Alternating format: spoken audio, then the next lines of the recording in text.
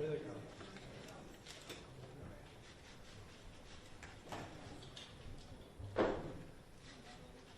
Good afternoon, everyone. Audio sounds good. No problems hearing us, I assume. Thank you for joining us. I want to quickly run through the program. In a moment, I will introduce our National President and Negotiating Committee Chair, Fran Drescher, and National Executive Director and Chief Negotiator, Duncan Crabtree Ireland. Duncan and Fran will have an announcement and remarks, and we'll follow with a Q&A. We will also bring the negotiating committee members up for photo opportunities, and we'll conclude about 20 or 30 minutes into Q&A. If you have a question during the Q&A, please raise your hand. I will recognize you, but not a lot of yelling. Let's just be nice and genteel. And Duncan and Fran will answer as many questions as they can. Again, welcome, and please say good afternoon to SAG-AFTRA National President Fran Drescher, also Chair of the Negotiating Committee, and Duncan Crabtree Ireland.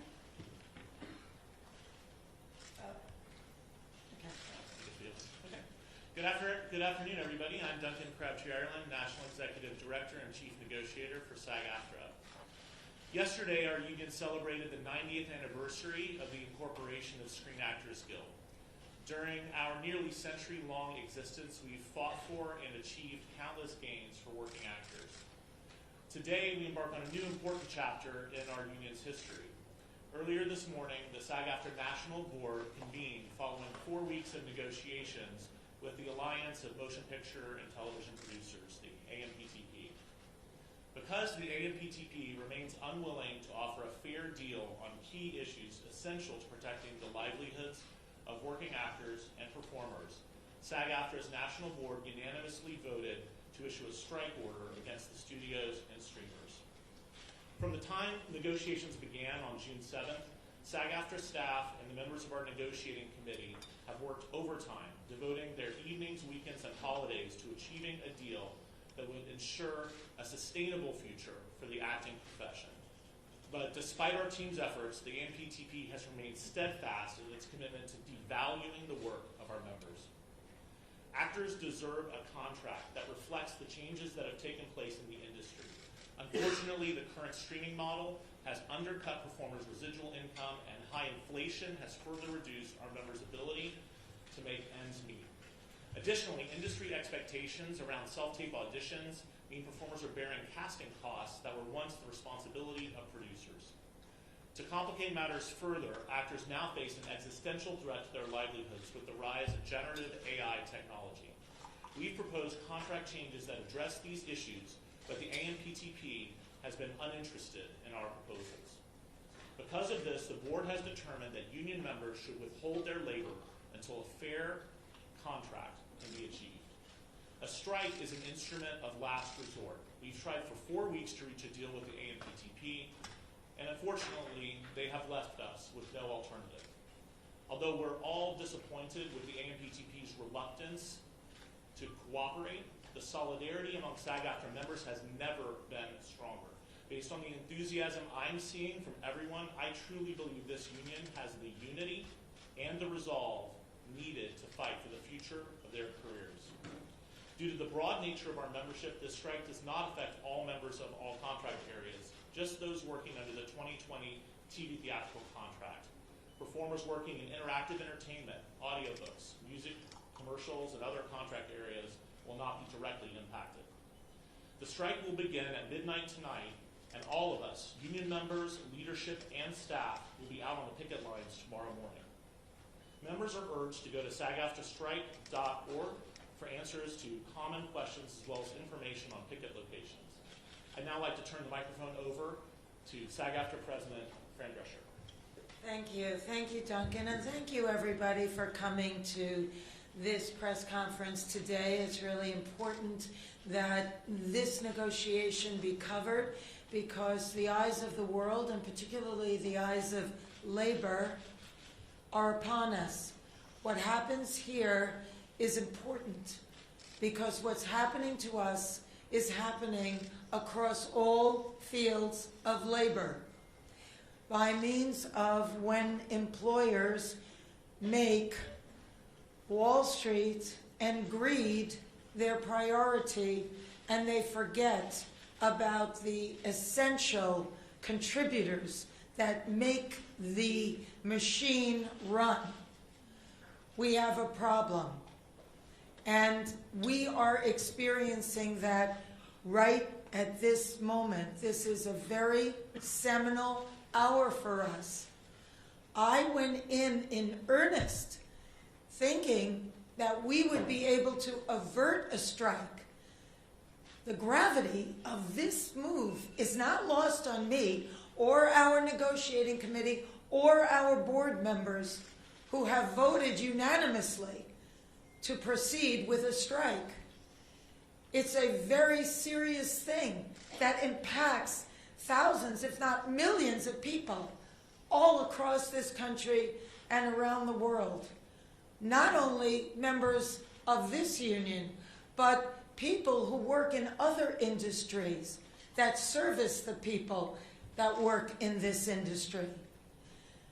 And so it came with great sadness that we came to this crossroads, but we had no choice. We are the victims here. We are being victimized by a very greedy entity. I am shocked by the way the people that we have been in business with are treating us. I cannot believe it, quite frankly. How far apart we are on so many things. How they plead poverty, that they're losing money left and right when giving hundreds of millions of dollars to their CEOs. It is disgusting. Shame on them. They stand on the wrong side of history at this very moment. We stand in solidarity, in unprecedented unity. Our union and our sister unions and the unions around the world are standing by us, as well as other labor unions. Because at some point, the jig is up. You cannot keep being dwindled and marginalized and disrespected and dishonored. The entire business model has been changed by streaming, digital, AI. This is a moment of history that is a moment of truth. If we don't stand tall right now, we are all going to be in trouble. We are all going to be in jeopardy of being replaced by machines and big business, who cares more about Wall Street than you and your family. Most of Americans don't have more than $500 in an emergency. This is a very big deal, and it weighed heavy on us. But at some point, you have to say, no, we're not going to take this anymore. You people are crazy. What are you doing? Why are you doing this? Privately, they all say we're the center of the wheel. Everybody else tinkers around our artistry. But actions speak louder than words. And there was nothing there. It was insulting. So we came together in strength and solidarity and unity with the largest strike authorization vote in our union's history. And we made the hard decision that we tell you as we stand before you today. This is major. It's really serious. And it's going to impact every single person that is in labor. We are fortunate enough to be in a country right now that happens to be labor-friendly. And yet, we were facing opposition that was so labor-unfriendly, so tone-deaf to what we are saying. You cannot change the business model as much as it has changed and not expect the contract to change too. We're not going to keep doing incremental changes on a contract that no longer honors what is happening right now with this business model that was foisted upon us? What are we doing? Moving around furniture on the Titanic? It's crazy. So the jig is up, AMPTP. We stand tall. You have to wake up and smell the coffee. We are labor and we stand tall and we demand respect and to be honored for our contribution. You share the wealth because you cannot exist without us. Thank you.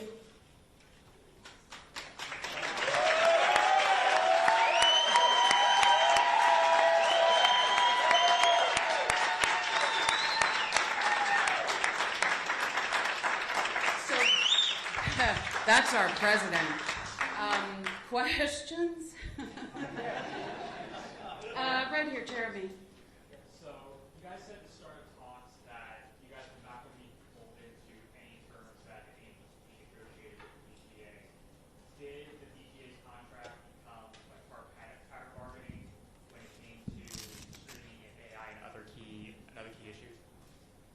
So first of all, I think it's important for us to note that we respect every union's right to negotiate the contract that's right for their members. And there's nothing about our statements about not wanting to be held to pattern bargaining that in any way are intended to detract from the DGA's agreement or any other union's agreement. But SAG-AFTRA members are SAG-AFTRA members, and we went into that negotiating for our members.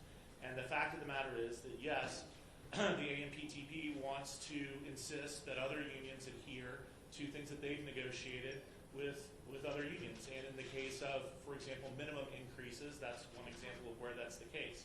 The companies insisted that we agree to limit the increases in minimum salaries for our members to a pattern deal. And our negotiating committee rejected that idea. I reject that idea. Our members need to receive increases that allow them to keep up with the pace of inflation. We believe that our members should not be working in 2023 for less money in real dollars than they made in 2020. And we certainly believe that our members should not be working at the end of the term of this contract in 2026 for less money than they made in real dollars in 2020. That's wrong, it's unfair, and it's unacceptable. And so we didn't reach any agreement on that point. Duncan. Hang on one second, please. I'd like the committee to come in and join the negotiators, please. Yeah. Committee members?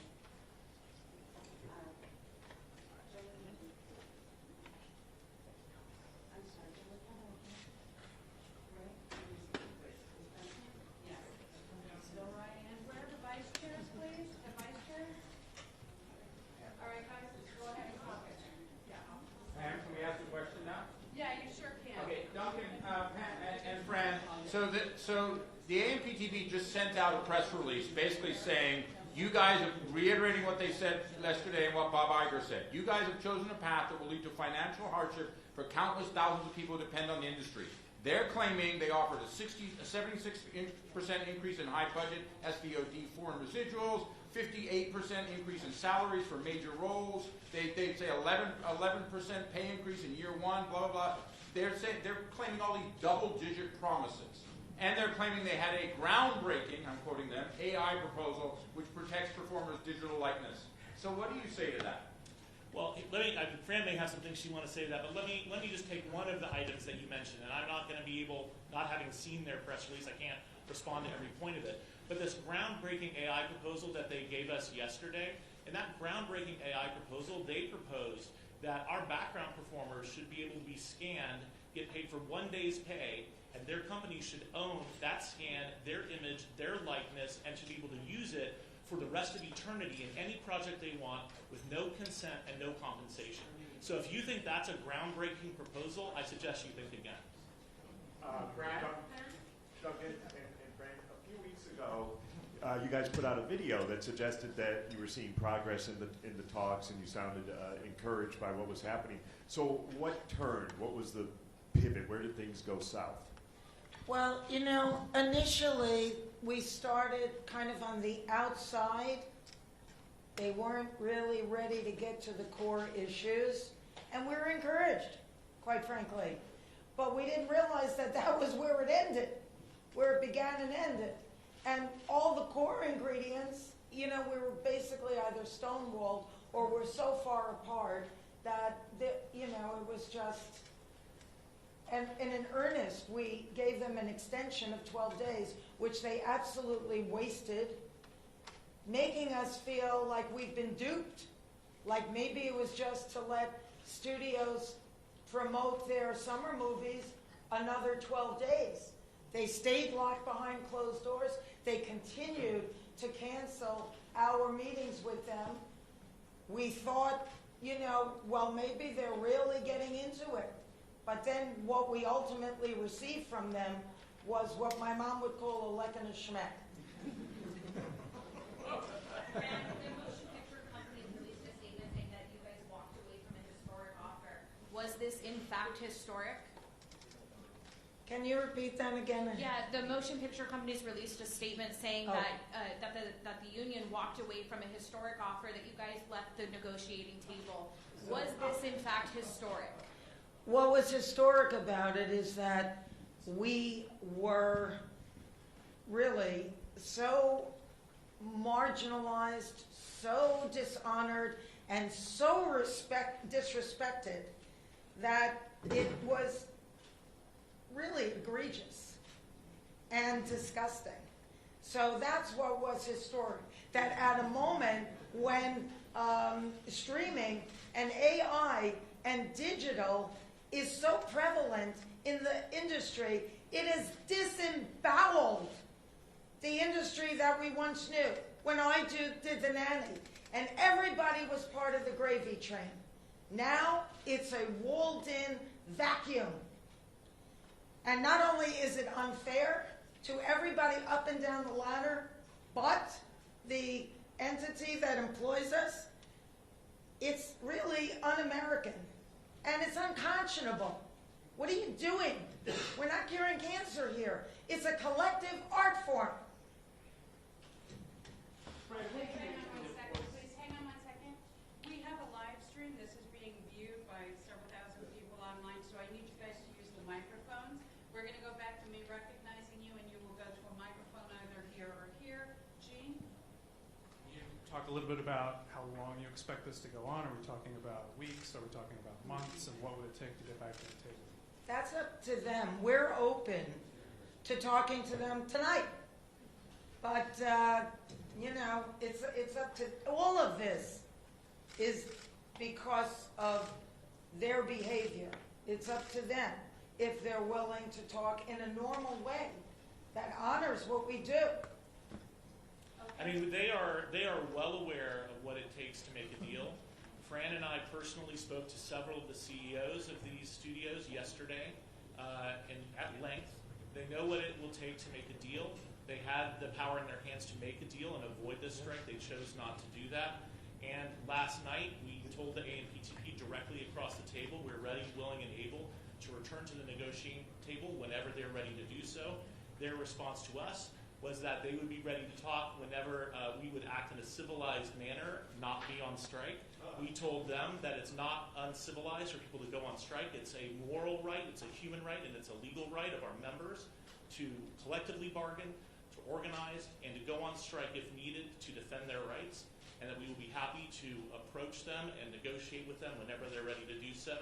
We were then later informed that it would probably be a while. So we will be here doing what we need to do to defend our members and to ensure we get a fair contract, and we encourage them to come back to the table because we're ready to talk whenever they are. All right here, please. It's obvious that AMPTP is working in a coordinated effort with all the studios. Are you planning to do the same with the other entertainment unions? We've been in constant contact with our sister unions. You know, the other unions in this industry have been incredibly supportive. We have been incredibly supportive of them. I'm sure it hasn't gone unnoticed that thousands of SAG-AFTRA members have been walking the WGA picket line since the beginning of May. But, over the past years, we've been working together closely. The relationships between the entertainment industry unions have never been tighter, have never been closer, and we absolutely are standing in solidarity with them, and they are standing in solidarity with us. All right, we're going to go to Abby with people. Use the mics, please.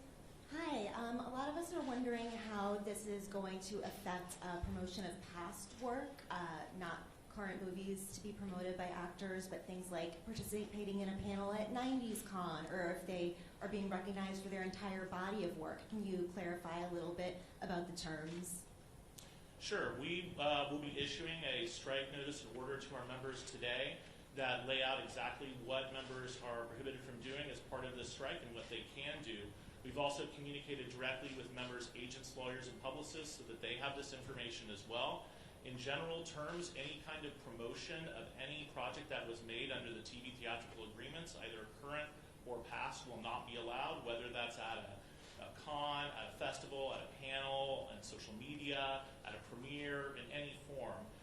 Members who have other types of activities going on, like autograph signings or things that are not related to specific companies or projects that are produced under these agreements, they'll be able to continue doing that. But we encourage all members who have any doubt about the boundaries there to reach out to the union, read the guidance that we'll give them, and we can answer their questions directly and individually. All right, over here. Hey guys, what do you make of the reports that the AMP, that the Academy's strategy was to bleed union members dry? I know there was a specific regards to the WGA, but what were your thoughts on that piece that came out? It was reported in the press just recently that there were some executives from the studios who stated that that it was okay for writers to go homeless as a result of this strike, or that, like you said, that they want to bleed the people dry. I think Fran might have some words to say about that. Necessary evil. A necessary evil, that's right. Can you believe that? I mean, we had a whiteboard with quotes, just so the room would remember some of the things that were said. But you know what? Eventually, the people break down the gates of Versailles, and then it's over. Well, we're at that moment right now. Thank you. Right here. Hi, Ted Chen, KNBC. As you know, this is going to have a significant impact on the LA economy, perhaps costing it as much as $30 million a day. What would you want to say to the businesses, to the people who are going to be losing their living because of Hollywood, who are going to be suffering alongside with you?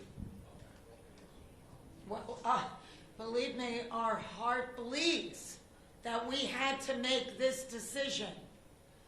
But we can't not get what these members deserve, because it's only going to get worse. This is where we drew the line in the sand, and it's a terrible thing to have to do, but we were forced into it. and let's not forget, actors are working people too, alongside everyone else in this economy. And every working person should feel empowered to stand up for themselves. And when an employer, especially these big multinational corporations, wants to take advantage of you, wants to use their power to squash you under their heel, it is your right and your obligation to stand up to them. And I have a very strong feeling that those other people, whether they're parts of unions yet or not, will see what our members are doing and will understand why we had to do it. And Fran and Duncan, I have a quick question, Leslie with the Associated Press. How do you anticipate that this will affect Emmy's campaigning amongst actors, since nominations were just announced yesterday?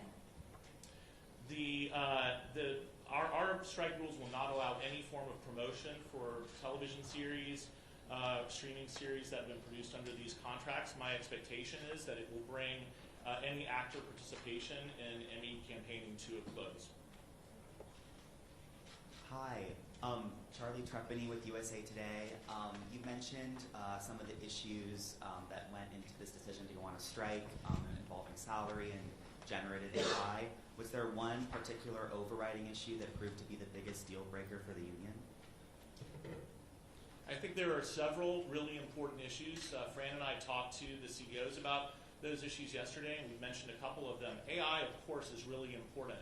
But in addition to that, the basic respect reflected in minimums that keep you at least so that you're not earning less money today than you were earning years ago, that's another example. And also, as Fran has talked about, the fact that this business model has been changed, but the companies want to just keep our members locked in a contract that doesn't reflect that change.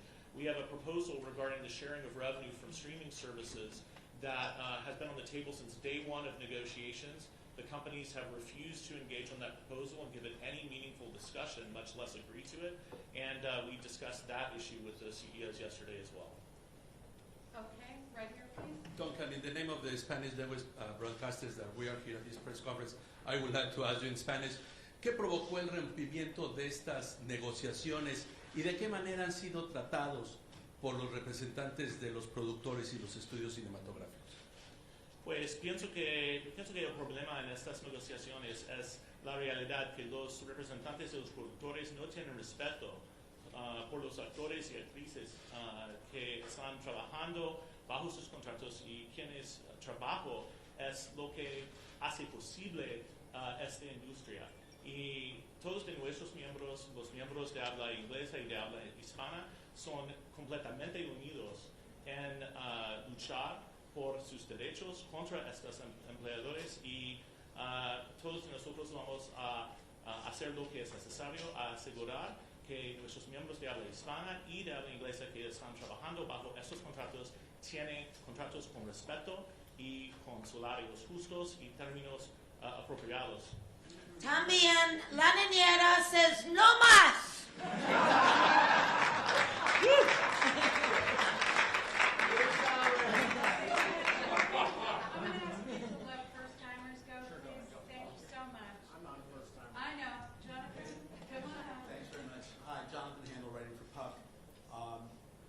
You know, Fran and Duncan, you both cast this as, I want to step back, as existential. And that makes the stakes very high. And of course, the companies claim it's existential for them in terms of the challenges that the business is facing economically in theatrical, in linear television, the amount of money that needed to spend to compete with Netflix in streaming. How do you win a victory in a situation where there's just so much head-to-head, so much fear, uncertainty, and doubt, and so much at stake? I just say that I have zero doubt that these companies could have agreed to every single item in our proposal package without a problem whatsoever in their bottom line. They could do that. They choose not to do that. We told the CEOs yesterday, and we've told the AMPTP across the table as it relates to our streaming revenue share proposal, that we would be flexible on the terms of that. The issue is that there has to be a change in the structure. It's like what Fran said. We can't continue working off of a contract that was designed for a different business model. Despite that indication of flexibility, unwillingness to move in our direction or even substantively discuss the proposals. This strike could have been avoided 100% by these companies simply being reasonable, and nothing about this contract would damage those companies at all. This is a matter of respect for SAG-AFTRA members, for the work they contribute, and it just isn't there. Fran, you want to add to that? Do I? Well, I said to their faces that, you're sitting there trying to squeeze us out of our livelihood. You're systematically figuring out ways to carve us out of what is due us. And you're sitting on the wrong side of history. Shame on you. That's what I have to say. Thank you. All right, right here, please.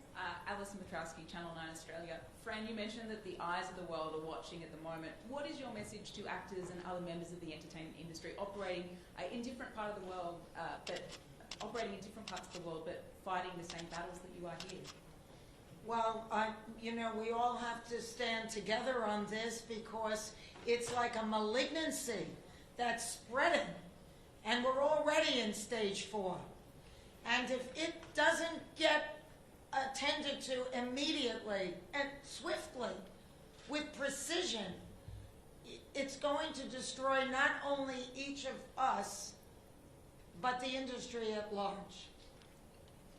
I'll just add, SAG-AFTRA has members all around the world, and we also have extremely close relationships with our sibling actor unions all around the world as well. And there have been plenty of times in the past when SAG-AFTRA members have gone to bat to fight for our fellow members around the world, whether it be in New Zealand with respect to the Hobbit situation, whether it be in South Africa, helping our colleagues there achieve copyright protections in their domestic law that they didn't have before. We've stood by, and we do stand by them, and we know that they stand by us. We've spoken to them, and we know that we have solidarity from actors all around the world because they know this is a just fight. This is the same fight that they have. We're all in it together, and we are going to win it. Thanks, Duncan. Another first-time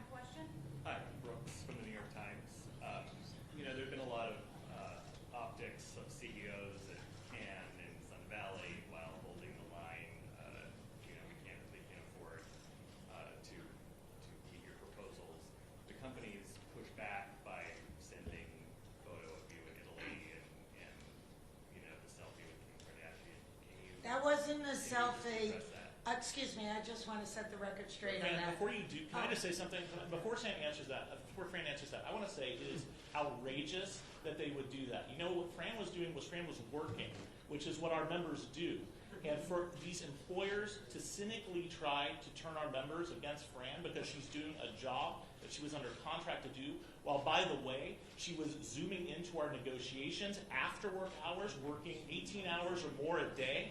It is outrageous, it is wrong, it's despicable, and they should be ashamed of it. But I'm sorry, Fran, if you want to say more. No, I appreciate that. I mean, you know, I'm a brand ambassador for a fashion company, and so is Kim. I had only met Kim seconds before that publicity picture was taken. It had nothing to do with being at a party or having fun. It was absolute work. I was in hair and makeup 3 hours a day, walking in heels on cobblestones, doing things like that, which is work, not fun. I'm sure Kim would have rather have been at her home in Malibu with her children too, but we work. That's what we do. And at 10:30 at night, I would leave the event, I would go to my hotel room, and I'd call into the Zoom. And when I couldn't get through to them because I was on a plane, I was texting with them constantly throughout the plane ride. I worked around the clock in 3 different time zones because my parents live in Florida, though I keep asking them to move here.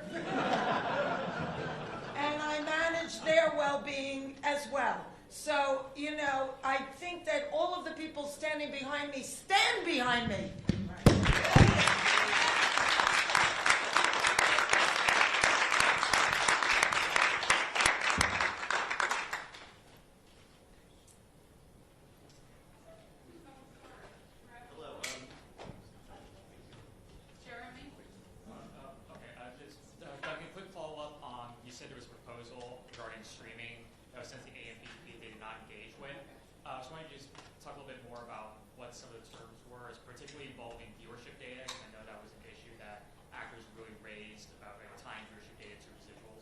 Sure, I mean, I hesitate to get too much into the weeds, but the concept of this proposal, which was actually inspired by Fran, was that we would receive a percentage of streaming subscription revenue, and that streaming subscription revenue would be divided up by project based on the project's contribution to the success of that streaming service.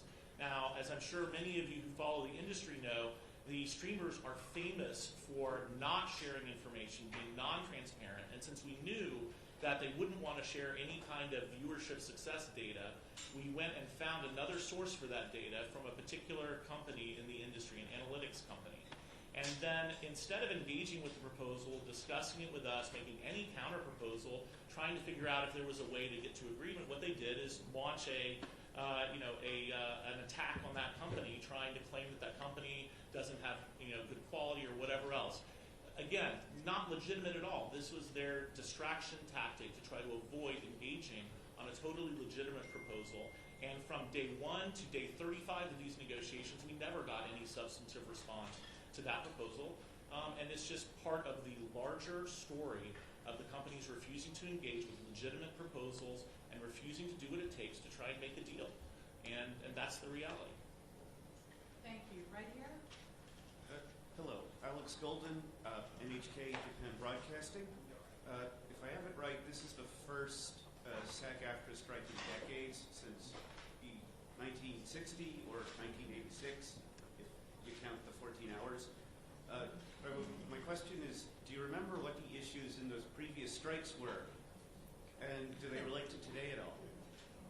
So, first of all, let me just say, this is the first SAG-AFTRA strike in this contract in over 40 years.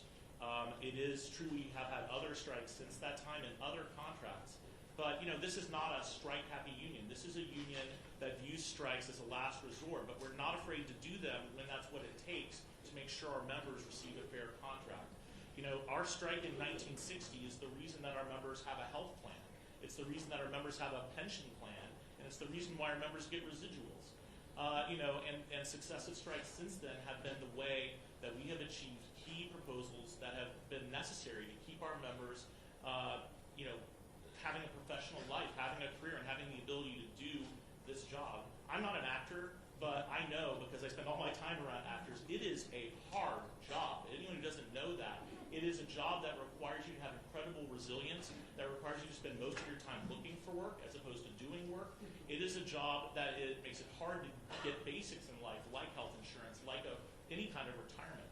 That's what this union provides, and I highly doubt there are any members of this union today who would say it wasn't worth it to go on strike in 1960 for as long as it took to achieve our health plan and our residuals. Well, this is the same kind of strike. This is the kind of strike that makes sure that our members' livelihoods are not taken away by artificial intelligence. This is the kind of strike that makes sure as this industry changes its business model, our members are not left behind. This is the kind of strike that says our members are not going to take less money 6 years later because of inflation that the companies refuse to account for, and a host of other things. And it's the kind of strike that is unfortunate. It's sad that we're at this point, but it's 100% necessary, and it's 100% deserved by the actions of these companies. Here. Okay, last question right here. Hi, so let's finish it up with what is your message to the fans and consumers who aren't interested in the nuance that we're discussing here today? They just want their favorite TV shows or they want to go to the movies. Well, what makes you think they're not interested in what's happening here? I think that they have an allegiance to all of us because we bring joy to their lives, we bring entertainment to their lives, and during COVID, they turned to us for everything.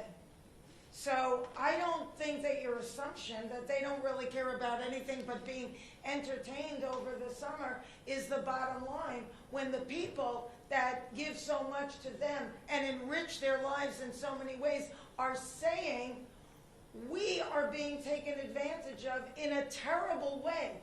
And if we let this happen to us, dollars for donuts, it's going to happen to you and your family, your children, and everybody that you work with too. That's how threatening this moment is in our nation's history.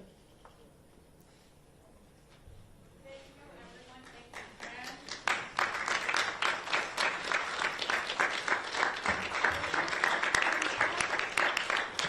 We're going to leave you for still photos for just a moment. Tell us what you want, and we will make that happen. Pam? Yes.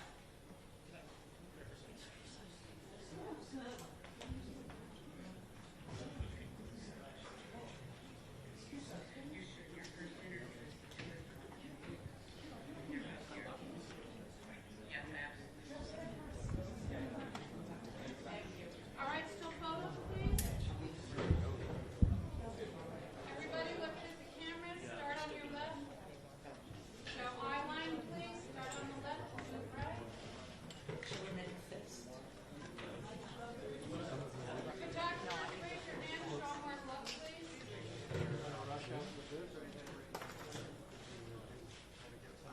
Everybody here in the center, thank you.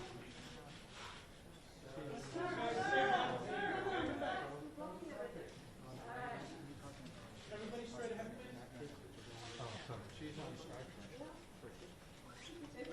I think we should make a fist. So they know that we're doing our normal race.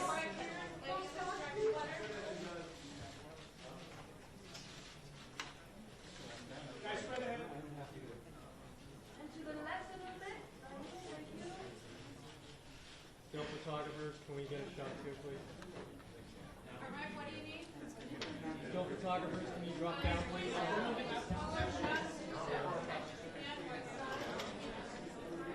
We should lose this. Yes. That'll try. He did drop that down. Here, come on. Can you drop those down? Great, we're going to clean it up. Still, sit down, please.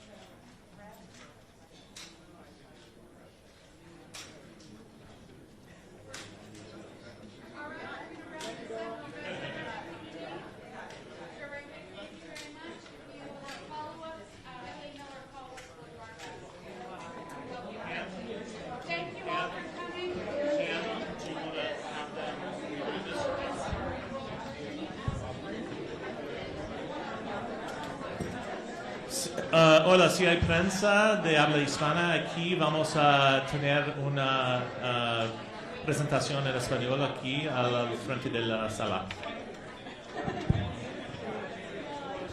Okay, everybody, I need you to be quiet and step back from the podium, please. We're going to read the remarks in Spanish for Spanish language media. Please step back from the podium, everybody. Everybody. Thank you. No, Fran stays here. Thanks. Okay. And nobody else moves, but Fran goes. All right, here we go. Hang on one second. We are doing a Spanish language translation of the remarks. Although you're going to have to translate, Fran, your own self, because that was off the cuff.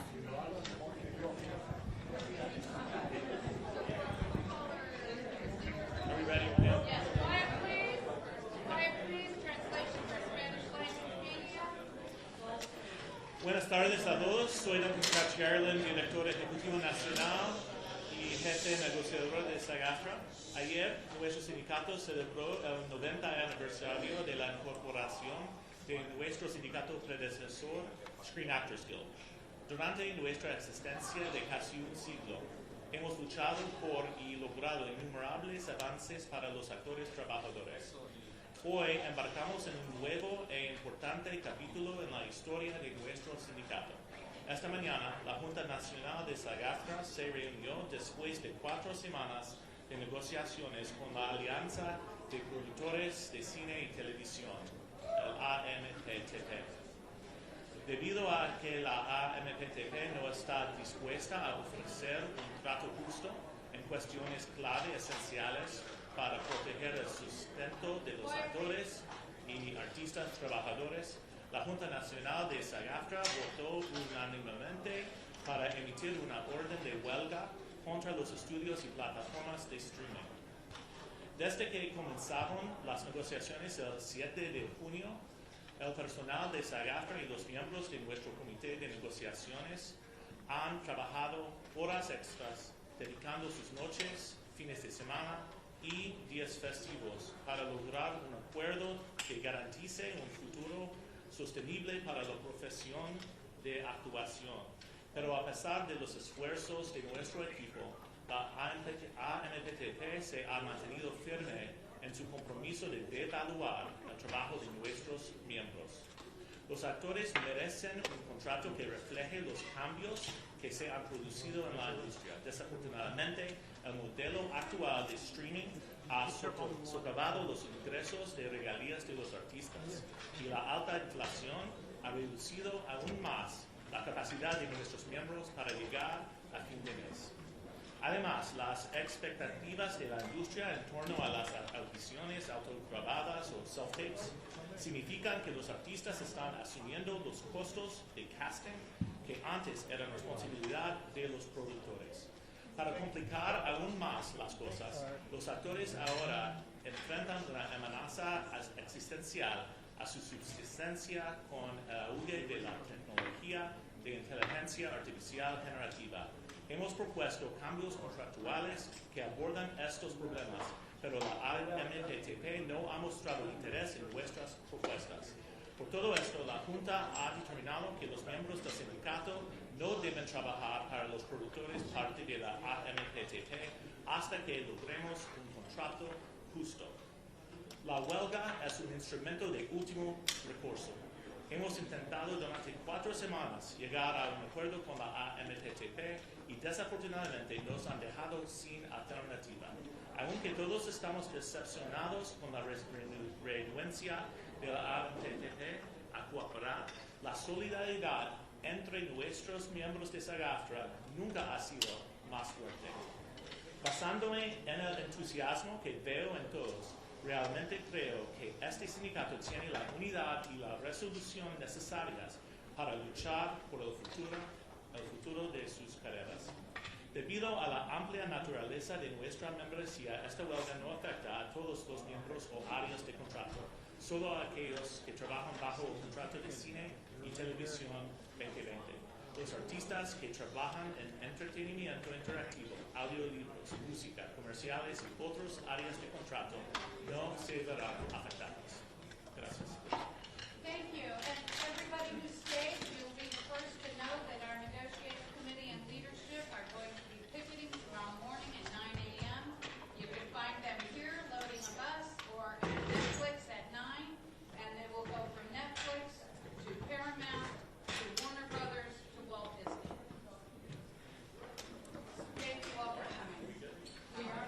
Yes.